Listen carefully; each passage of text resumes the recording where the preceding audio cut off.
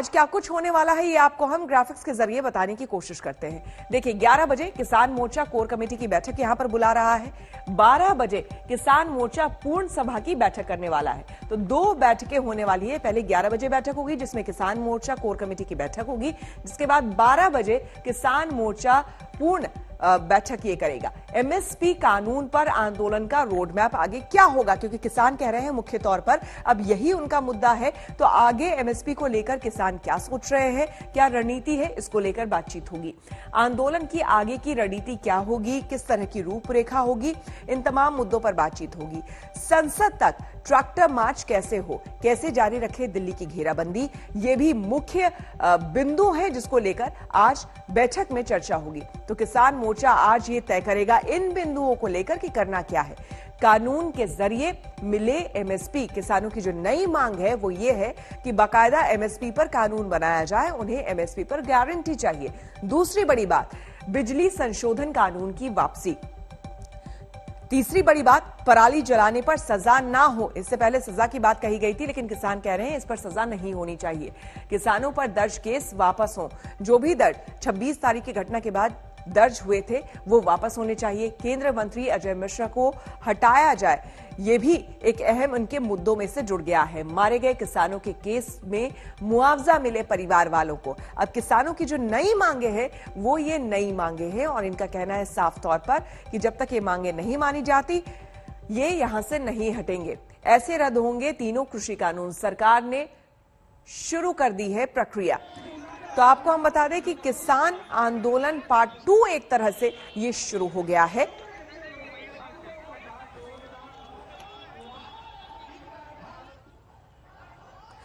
सीधे आपको सिंघू बॉर्डर लिए चलते हैं। श्रेया चैटर्जी हमारे संवाददाता हमारे साथ जुड़ गई हैं। श्रेया, सिंघू बॉर्डर ही वो जगह है जहां पर ये बैठकें होनी है और काफी महत्वपूर्ण है। क्या कुछ जानकारी, कितने नेता वहां पर पहुंच चुके हैं, राकेश टिकैत कब पहुंच रहे हैं और क्या लेटेस्ट इंफॉर्मेशन? देखिए, संयुक्त किसान मोर्चा का जो कोर मीटिंग है वो 11 बजे शुरू होगी इसी सिंघू बॉर्डर पे। और जो इन्फॉर्मेशन हमें मिल रही है कि दर्शन पाल से लेके योगेंद्र यादव से लेके जो तमाम कोर कमेटी के मेंबर्स हैं वो सारे इस बैठक में मौजूद होंगे। और ये मीटिंग पोस्टपोन किया गया था लास्ट वीक, क्योंकि मिड वीक वो कैबिनेट अप्रूवल थी फार्म लॉस को रिपील करने के लिए, जिसपे किसानों ने ये बताया था कि उसके बाद वो अंतिम फैसला लेंगे कि आगे की उनकी रणनीति क्या होगी।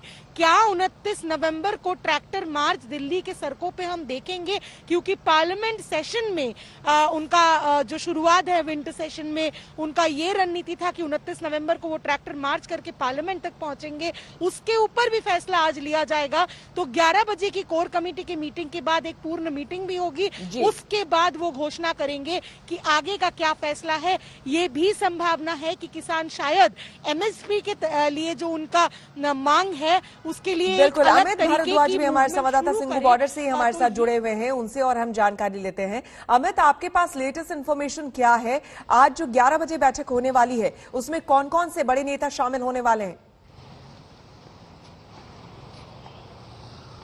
देखिए श्वेता, जो 11 बजे की बैठक है वो 9 मेंबरी कमेटी की बैठक है। 9 मेंबर्स हैं। इसमें डॉक्टर दर्शन पाल, योगेंद्र यादव, बलबीर सिंह राजेवाल, जगजीत सिंह डल्लेवाल जैसे बड़े नाम शुमार होंगे आज की मीटिंग में। जोगिंदर सिंह उगराहा के गुट से भी कोई ना कोई रिप्रेजेंटेटिव इस मीटिंग में होगा। यानी कि जो 12 बजे की मीटिंग है उसको लेके तमाम रूपरेखा, क्या रेजोल्यूशंस होंगे, किन अहम बिंदुओं पे बातचीत होगी, इसका पूरा डॉजियर जो है वो 11 बजे वाली मीटिंग में तय कर लिया जाएगा। मैं आपको अंदर की सबसे अहम खबर आपको बता दूं कि जो पंजाब के किसान संगठन है वो लगातार अपनी मीटिंग्स कर रहे हैं।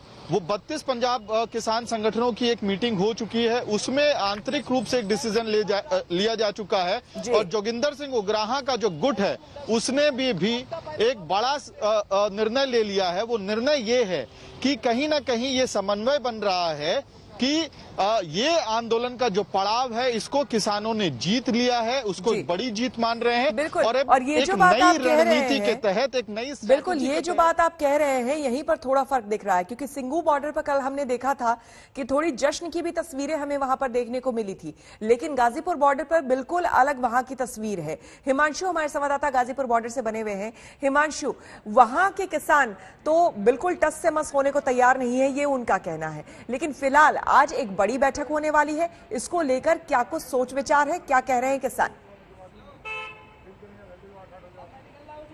देखिए, इस वक्त गाजीपुर बॉर्डर पे मौजूद हूं और यहाँ पे तमाम किसान जो पिछले 1 साल से आंदोलन पे मौजूद हैं वो सभी लोग यहाँ पे हैं। उनमें से हम इनसे बात करते हैं और समझने की कोशिश करते हैं कि इनकी अगली रणनीति क्या होगी, इन सब की निगाह फिलहाल कहाँ पे टिकी हुई है। एक बात बताएं आप कि आज बैठक होनी है, पहले 11 बजे कोर कमेटी की और उसके बाद फिर बैठक होनी है तमाम जो आंदोलनरत 40 किसान यूनियन है उनके रिप्रेजेंटेटिव की। आपके यहाँ से कोई गया है यहाँ गाजीपुर से? हाँ, हमारे गाजीपुर से जो हमारे राकेश टिकैत जी हैं वो वहीं पहुंचेंगे आज। वहीं पहुंचेंगे। खबर है कि वो तो शायद अमृतसर गए हुए। वो गौरव टिकैत जी निकल गए यहाँ से, अभी निकले हाल फिलहाल। तो क्या आप लोगों को क्या लग रहा है कि आज की जो बैठक है, चूंकि कृषि कानून तो वापस हो गया है, अब अगली रणनीति क्या है आप लोगों? पहले तो माननीय प्रधानमंत्री जी का बहुत बहुत धन्यवाद, उन्होंने तीनों कृषि कानून वापस किए। और आज जो 19 तारीख की रणनीति संसद मार्च का जो है, आज जो संयुक्त किसान मोर्चा जो निर्णय लेगा, अगर निर्णय होता है कि भाई मार्च होगा तो मार्च होगा। ठीक है, तो आज जो बैठक होने वाली है उसके बाद काफी कुछ जो है शायद क्लैरिटी हो इस मामले में कि आगे की रणनीति किसानों की क्या होगी। बहुत बहुत धन्यवाद आप सभी का। बड़ी खबर इस वक्त की आपको बता दें, दुनिया में नए वेरिएंट का असर देखा जा रहा है। भारत भी फिक्रमंद है। प्रधानमंत्री मोदी कोरोना के देश में हालात और वैक्सीनेशन पर कुछ ही देर में अहम मीटिंग करने जा रहे हैं। आपको बता दें इसमें शीर्ष अफसर शामिल हो रहे हैं। Cabinet secretary Rajiv Gauba, PM के प्रमुख सचिव पीके मिश्रा, स्वास्थ्य सचिव राजेश भूषण, नीति आयोग के मेंबर वीके पॉल मौजूद रहेंगे।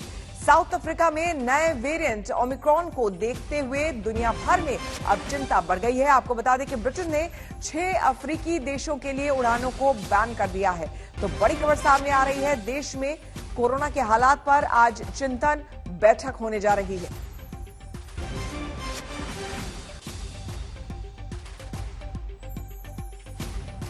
चलिए इस पूरे मामले में आपको और हम जानकारी देते हैं किस तरह का ये वेरिएंट होने वाला है। वो हम आपको बताते हैं कि ये पूरा जो वेरिएंट है ओमिक्रॉन जिसका नाम बताया जा रहा है, ये किस तरह का होगा। तो ओमिक्रॉन, WHO ने नए वेरिएंट को ओमिक्रॉन नाम दिया है। सबसे पहले तो इस बात को आप समझिए। दूसरी बात, इसमें जो अहम बात सामने आ रही है वो ये कि ये नया वेरिएंट कई म्यूटेशन वाला है, यानी कि 32 म्यूटेशन ये कर चुका है ये वेरिएंट। डेल्टा के मुकाबले में संक्रमण की बेहद तेज रफ्तार है। इससे पहले जो भारत में हमने देखा वो डेल्टा वेरिएंट देखा है। नए वेरिएंट से बचाव में टीका भी बेअसर हो सकता है। खुद एम्स भी इस बात की तस्दीक कर रहा है। वहीं पर आपको बता दें कि नए वेरिएंट को देखते हुए टीके का बूस्टर डोज जरूरी हो जाएगा। अभी आपको बता दें कि हमारे देश में आबादी का कई हिस्सा जो है अभी भी वो पहला डोज ही सिर्फ ले पाया है, लेकिन अब जो है भारत में अब तक नए वेरिएंट से संक्रमण की अभी तक कोई खबर सामने नहीं आई है। केंद्र सरकार का सभी राज्यों को सख्त अलर्ट है। तो आपको हम बता दें कि फिलहाल जो कहा गया है कि भारत में जोखिम वाले देशों के पैसेंजरों की पूरी जांच यहां पर की जा रही है और इसके मद्देनजर एयरपोर्ट पर सैंपल कलेक्शन, जांच तक पर नजर रखी जा रही है। तो इस वेरिएंट को लेकर अब देखिए, ये है जोखिम वाले देश। कहां कहां पर जोखिम है सबसे ज्यादा? United kingdom, south Africa, Brazil, यहां पर बांग्लादेश, बोत्सवाना और चीन। आइए आपको हम पूरी रिपोर्ट दिखाते हैं।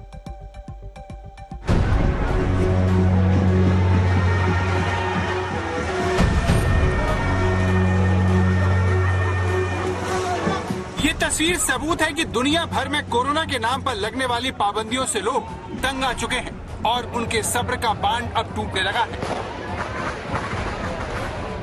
बेल्जियम की राजधानी ब्रुसेल्स में जब कोरोना के मामले बढ़े तो सरकार ने तमाम पाबंदियां लोगों पर लाद दी, लेकिन इस कदम से महासंग्राम मच गया। हजारों आम लोग घरों से निकलकर सड़क पर आ गए, जिन्हें भगाने के लिए पानी की बौछार करनी पड़ी।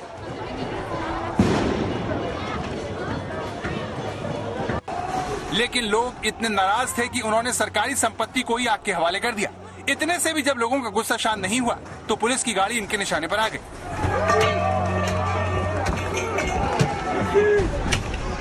कोरोना से जंग में जब बंदिशें कांटों की तरह लोगों को चुभने लगी है, तब इस महामारी के मोर्चे से बहुत चिंताजनक खबर आई है।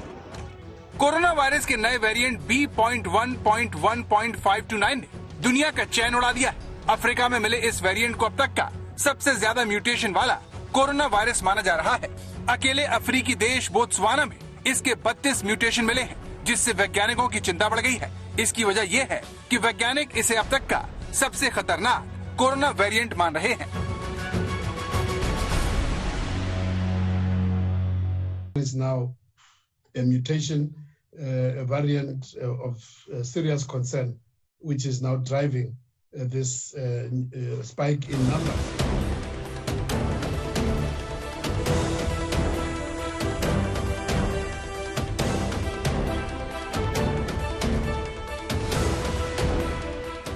यानी जब कोरोना वायरस के प्रकोप से लोगों को थोड़ी राहत मिलने लगी थी, कोरोना के केस कम होने से इस महामारी का डर थोड़ा कम होने लगा था, लोगों का मास्क हटने लगा था, बच्चे स्कूल जाने लगे थे, बाजारों में रौनक लौटने लगी थी। तभी दक्षिण अफ्रीका में मिले कोरोना के नए वेरिएंट से सबके घूमने फिरने के अरमानों पर बिजली गिरती दिख रही है। इसकी वजह यह है कि बोत्सवाना वेरिएंट कितना असंक्रामक है, वैक्सीन के बावजूद ये कितनी तेजी से फैल सकता है और इसके बचाव का रास्ता क्या है। इन सारे सवालों का जवाब वैज्ञानिक अभी ढूंढ रहे हैं। अब तक वैज्ञानिक बस इतना अनुमान लगा पाए हैं कि कोरोना का ये नया वेरिएंट एक ही मरीज से निकला है, जो शायद HIV या फिर एड्स जैसी गंभीर बीमारी से जूझ रहा होगा। दुनिया भर में इस वेरिएंट के अब तक 100 से ज्यादा मरीज मिले हैं। इनमें सबसे ज्यादा दक्षिण अफ्रीका में 100 केस सामने आए हैं। इसके अलावा बोत्सवाना में करीब 10, हांगकांग में 2 और इजराइल में 1 मरीज मिला है। इस नए वेरिएंट को लेकर हड़कंप इसलिए मचा है क्योंकि इसके तेजी से फैलने की आशंका जताई जा रही है। दक्षिण अफ्रीका में तो एक हफ्ते के अंदर 210% कोरोना के नए मामले सामने आए। दक्षिण अफ्रीका में 19 नवंबर को 794 कोरोना के केस थे, जो 25 नवंबर तक 2465 तक चले गए। Unfortunately, we have detected a new variant, which it is a reason for concern in South Africa. And so what we have done is to act very quick.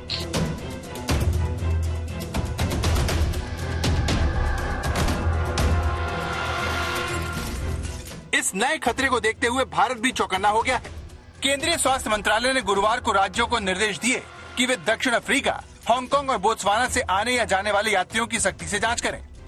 स्वास्थ्य सचिव राजेश भूषण ने राज्यों और केंद्र शासित प्रदेशों को लिखी चिट्ठी में कहा, भारत के national centre for disease control ने सरकार को सूचित कि बोत्सवाना, दक्षिण अफ्रीका और हांगकांग में नए कोरोना वेरिएंट के कई मामले दर्ज किए गए हैं। इस वेरिएंट का म्यूटेशन काफी ज्यादा बताया जा रहा है, इसीलिए इन देशों से यात्रा करने वाले और ट्रांजिशन फ्लाइट लेने वाले सभी यात्रियों को एट रिस्क श्रेणी में रखा जाए और उनकी कड़ी जांच और परीक्षण करना अनिवार्य हो। इसके अलावा इन अंतर्राष्ट्रीय यात्रियों के संपर्क में आए सभी लोगों को भी बारीकी से ट्रैक और टेस्ट किया जाना चाहिए।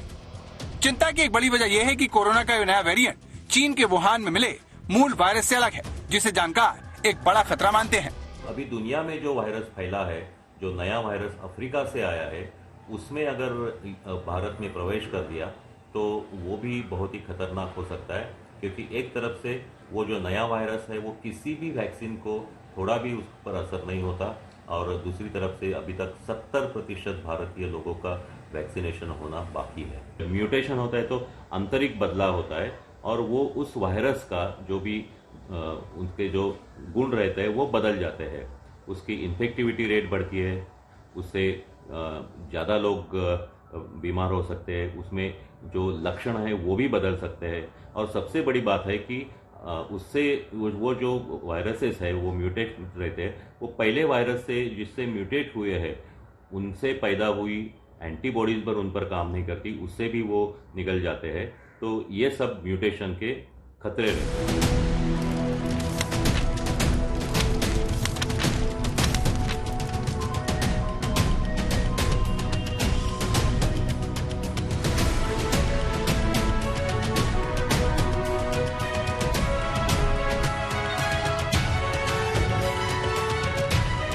भारत की तरह सबसे खतरनाक वेरिएंट को लेकर पूरी दुनिया सतर्क हो गई है और अफ्रीकी देशों की फ्लाइट रोकने का सिलसिला शुरू हो गया है।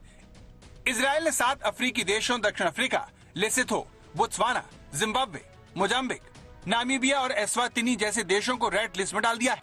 यूनाइटेड किंगडम, जापान और नीदरलैंड ने 6 अफ्रीकी देशों से आवाजाही पर रोक लगा दी है। कोरोना की दूसरी लहर के लिए डेल्टा वेरिएंट को दोषी माना गया था, जिसने अप्रैल महीने के अंदर देश में त्राहिमाम मचा दिया था। लोग ऑक्सीजन की कमी से मर रहे थे और उनके परिवार ऑक्सीजन सिलेंडर लेकर सड़कों पर भटक रहे थे। दूसरी लहर के बाद सरकार ने तीसरी लहर को लेकर बेहतर तैयारियों का दावा किया, लेकिन जिस तरह से इस नए वेरिएंट को डेल्टा से भी ज्यादा खतरनाक बताया जा रहा है, उसे देखते हुए ये कहा जा सकता है कि इस बार कोरोना की चुनौती पहले से भी कहीं ज्यादा बड़ी है। दिल्ली से मिलिंद शर्मा के साथ आज तक ब्यूरो। कोरोना के नए वेरिएंट के साइड इफेक्ट भी दिखने शुरू हो गए हैं। सेंसेक्स कल कारोबारी हफ्ते के आखिरी दिन बड़ी गिरावट के साथ बंद हुआ है। सेंसेक्स में करीब 1688 अंकों की गिरावट दर्ज की गई है। वहीं निफ्टी भी करीब 510 अंक लुढ़का है। लेकिन अब सवाल यह है कि जब भारत में बड़े पैमाने पर वैक्सीन लग चुकी है तो तब ऐसी घबराहट क्यों? तो इसका जवाब कोरोना का सबसे खतरनाक वेरिएंट है, जिसे लेकर दावा किया जा रहा है कि वो वैक्सीन के कवच को भी भेद सकता है।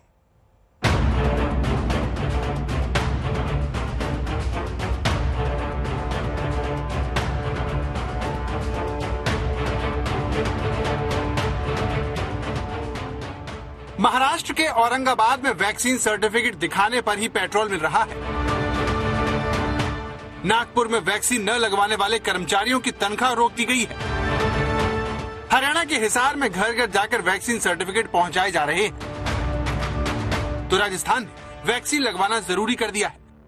अनिवार्य कर देंगे, उसको लगाना ही लगाना पड़ेगा। ऐसी पाबंदियां जारी कर देंगे जिसको लगाना ही लगाना पड़ेगा, चाहे उसको हमें कोई सी योजना से जोड़ देंगे, योजनाओं से जोड़ देंगे, नहीं लगाएंगे। उनकी स्कीम्स बंद कर देंगे अगर नहीं लगाएंगे तो। पूरा देश इसके लिए चिंतित है कि ये कोविड की बीमारी से मृत्यु नहीं होनी चाहिए। डोज लगानी पड़ेगी जनहित में, देश के हित में, उसको लगानी पड़ेगी। भारत का नागरिक लगाएगा, ऐसी हम आवश्यक पाबंदियां लगा देंगे। ये सारी कोशिश इसलिए हो रही है ताकि भारत के हर नागरिक को वैक्सीन का कवच पहनाया जा सके। लेकिन वैक्सीन का कवर बढ़ने के बावजूद पिछले 5 दिनों में देश के अंदर कोरोना के मामले में 24% तक का इजाफा देखने को मिला है। 21 तारीख को भारत में कोरोना के 8,488 केस थे, जो बढ़ते बढ़ते 25 नवंबर को 10,549 जा पहुंचे। चौंकाने वाली बात यह है कि 24 से 25 नवंबर के बीच कोरोना ने सबसे ज्यादा 15.7% की छलांग मारी। कोरोना का कहर देश के शहर शहर में फैलता जा रहा है।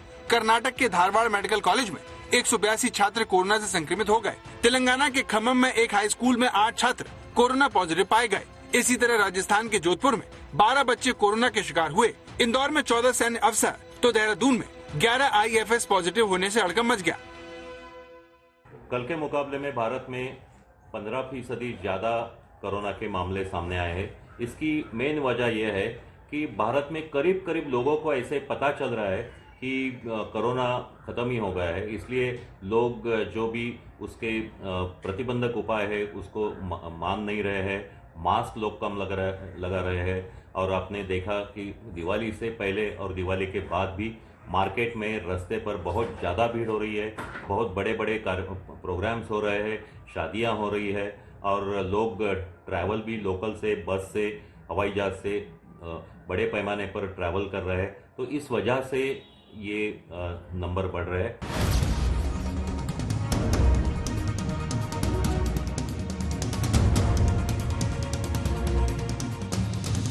तो भारत में कोरोना संक्रमण से चिंताजनक हालात पैदा हो रहे हैं, जबकि भारत में अब तक 120 करोड़ से ज्यादा वैक्सीन की डोज लगाई जा चुकी है। लेकिन सवाल यह है कि क्या ये वैक्सीन कोरोना के नए वेरिएंट पर कारगर होगी? क्योंकि हांगकांग के जिन 2 लोगों को कोरोना के नए वेरिएंट ने अपना शिकार बनाया है, उनके बारे में दावा है कि वो फाइजर वैक्सीन की दोनों डोज ले चुके थे, फिर भी उन्हें संक्रमण हुआ। यही वजह है कि वैज्ञानिक इसे पर्याप्त सबूत मान रहे हैं कि नया वेरिएंट टीके के असर को भी खत्म कर देता है। जानकार इसकी एक बड़ी वजह कोरोना के नए वेरिएंट में होने वाले म्यूटेशन को मानते हैं। B11529 जिसे न्यू स्ट्रेन भी कहा जा रहा है, ये एक हेविली म्यूटेटेड स्ट्रेन है। अगर इसे हम वुहान के स्ट्रेन से कंपेयर करें तो ये बहुत ज्यादा म्यूटेटेड है। इससे डेफिनेटली एक रिस्क है कि ये ज्यादा इन्फेक्टिव है, ये ज्यादा गंभीर तरीके से बीमार कर सकता है। बट ये सारी चीजें रिसर्च के बाद ही पता चलेंगी। ये बहुत नया स्ट्रेन है जो सिर्फ साउथ अफ्रीका में देखा जा रहा है, बट ये एक बहुत बड़ा रिस्क कैरी करता है और इससे बचने के लिए हमें एयर ट्रैवल को कम करना चाहिए और कोविड अप्रोप्रिएट बिहेवियर फॉलो करना चाहिए। जरूरी नहीं है जो वैक्सीनेशन चल रही है ये पूरी तरह से इस स्ट्रेन से हमें प्रोटेक्ट करे।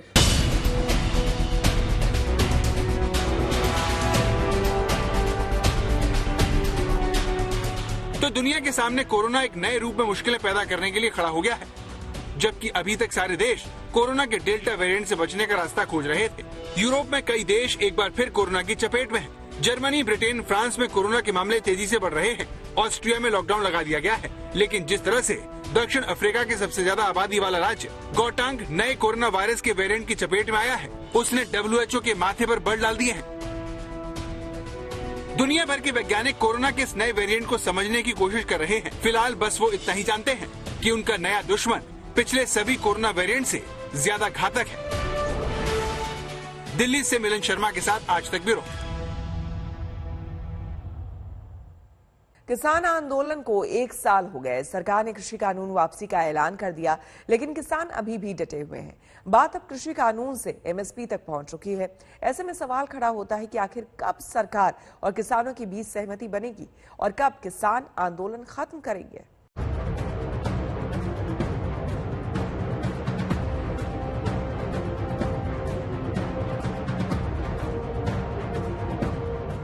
सिंघू बॉर्डर पर महापंचायत। गाजीपुर बॉर्डर पर किसानों का शक्ति प्रदर्शन।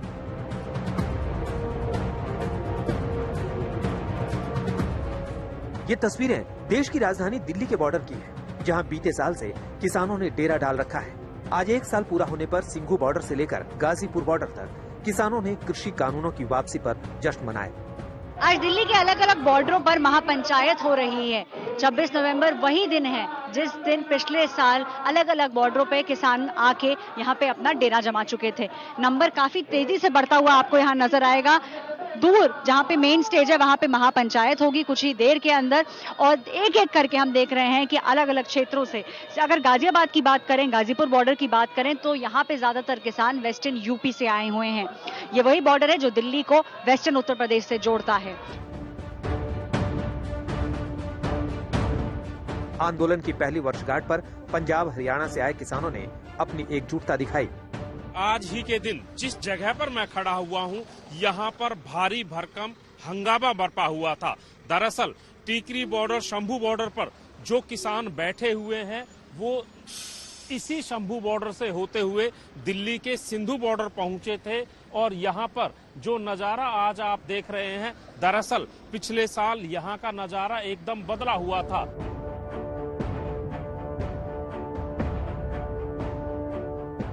कानून वापसी के बाद अब किसान MSP की गारंटी कानून चाहते हैं। किसानों का कहना है कि जब तक MSP पर कानूनी गारंटी नहीं तब तक घर वापसी नहीं। ऐश्वर्या पालीवाल के साथ सत्येंद्र चौहान, आज तक।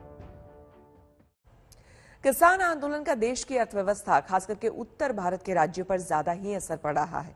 कृषि कानून वापस होने की खबर से उम्मीद बढ़ी थी कि बॉर्डर खुल जाएंगे और कारोबार करना आसान हो जाएगा, लेकिन अब MSP की मांग पर किसानों के आंदोलन के जारी रहने से कारोबारियों की सारी उम्मीदें फिर से टूट गई है।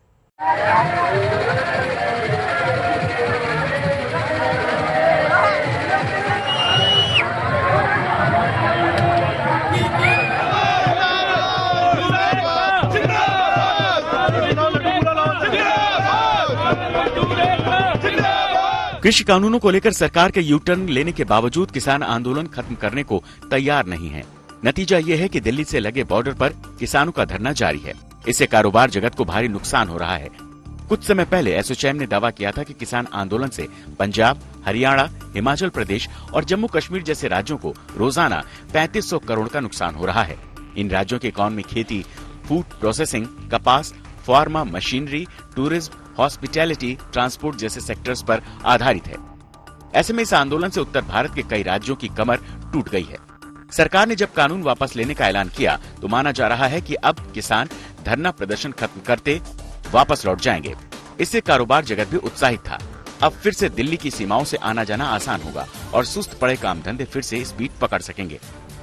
इसके ऊपर भी इफेक्ट आएगा। इससे ये इकोनॉमी अर्थव्यवस्था अच्छी होगी और जो फैक्ट्रियां बंद पड़ी हैं हर बॉर्डर के ऊपर आया जाए आना जाना की वजह से व्यापारी आदमी सफ़र नहीं कर पाता, उसकी वजह से वो सारा ठीक होगा। और इसमें जो है ना मुझे लगता है कि आने वाले टाइम पे इंडस्ट्री ठीक होगी, इसके ऊपर अर्थव्यवस्था बेटर होगी पहले से। कारोबारियों की ये उम्मीद अभी भी अधूरी रह गई है। इसकी वजह है कि किसानों ने एमएसपी को कानून बनाए बिना आंदोलन खत्म करने से इनकार कर दिया है। एमएसपी को कानून बनाने को लेकर सरकार के सामने दुविधा की स्थिति है। एमएसपी पर सभी फसलों का भुगतान करने के लिए सरकार गारंटी देने लायक रकम का इंतजाम नहीं कर पाएगी। वहीं कृषि एक्सपर्ट्स का कहना है कि अगर किसानों को फसल का मूल्य लागत से कम मिलेगा तो फिर वो कैसे मुनाफा हासिल करेंगे। जो भी कोई प्रोडक्ट बनाता है उस पर अपना मार्जिन रख के वो बाजार में अपनी चीज को बेचता है। किसान की मजबूरी क्या है कि किसान जब फसल उगाता है तो जब बाजार में जाता है बाजार उसकी कीमत को तय करता है। प्रॉब्लम यहीं पर पैदा होती है कि किसान इतनी मेहनत से और इतनी लागत के साथ, आजकल मजदूरी, बिजली और खाद बीज सब महंगे हैं, और उसके साथ जब फसल उगा के बाजार में पहुंचता है और उसकी लागत भी अगर उसे नहीं मिलती तो अगली फसल के लिए फिर उसे कर्जा लेना पड़ता है। जमीन को खाली तो छोड़ नहीं सकते हैं। तो इसीलिए किसानों की ये मुख्य मांग है कि एमएसपी सरकार तय करे। जाहिर है कि किसानों की मांग को सरकार एकदम से खारिज नहीं कर सकती। साथ ही धरना जारी रहना भी कोरोना में पस्त हुई इकोनॉमी की सेहत के लिए खतरनाक है। ऐसे में सरकार को जल्द से जल्द इस मुद्दे का समाधान खोजना होगा। आज तक ब्यूरो।